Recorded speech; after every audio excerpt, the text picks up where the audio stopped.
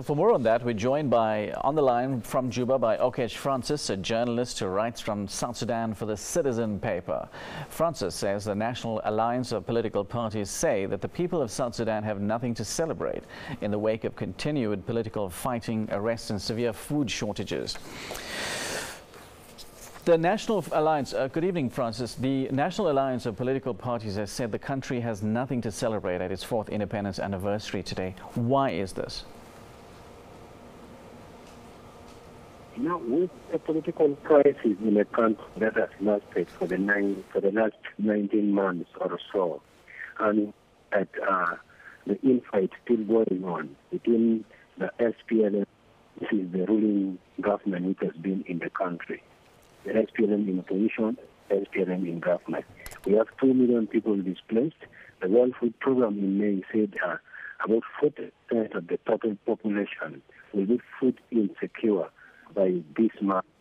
Fighting is going on. Destructions of villages and towns is being blamed on the government and the opposition forces. We are looking at the economy right now doing very poorly. The South Sudanese pound has lost value against the US dollar. That is the hard currency, and it goes on with an inflation rate of about 38%. Surely, the way the political party alliance have looked at it, there's really nothing to celebrate this year. Okay, talk to us about the reports of killings, displacement and severe hunger that's taking place. When we look at the latest UN report, which was released on the 29th of June, this was about the last offensives which happened in Unity State. Of course, it was the government which played an offensive against the SPLM in opposition. There was mass gang rapes reported of women and girls, and the victims were again burnt in their houses. And then there were reports made by UNICEF earlier on of young boys who are being castrated, killed. We have reports of children being recruited into the army. And then the UN also came up with this report of 100,000 people who are displaced in these recent offensives. This comes on the back of other fightings which cause mass displacements, mass killings. And there were reports of massacres since the beginning of this crisis in 2013. In February 2014, there were reports of people killed in hospitals. That was in Bor. In Bentiu, there was a report of hundreds of people who were murdered in the town.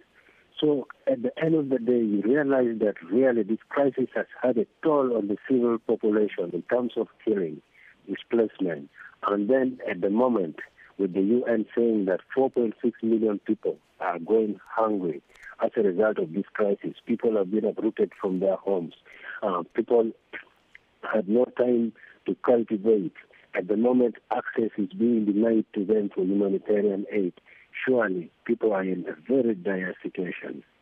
Okay, you wrote that as the people continue to butcher one another, the country is losing the friends that stood by it during the liberation struggle. Which friends are those? Well, this was a statement that the political parties came up with, the alliance of the political parties. They are saying, if as the country, they continue to butcher each other, they are going to be losing. They are going to lose friends which they had. And notably, when we look at the sanctions, how they were being played, like the U.S. government has already placed sanctions on South Sudan. And the U.S. government has been one government that has been in support of this country since from the time of the liberation struggle up to date. And when we look at the European Commission, which has been trying to back the development in the country, it has also already placed sanctions on this country. When we look at the way the other countries like Norway and Britain are already coming in, they are trying to push these leaders into reaching an agreement. Otherwise, they are threatening sanctions.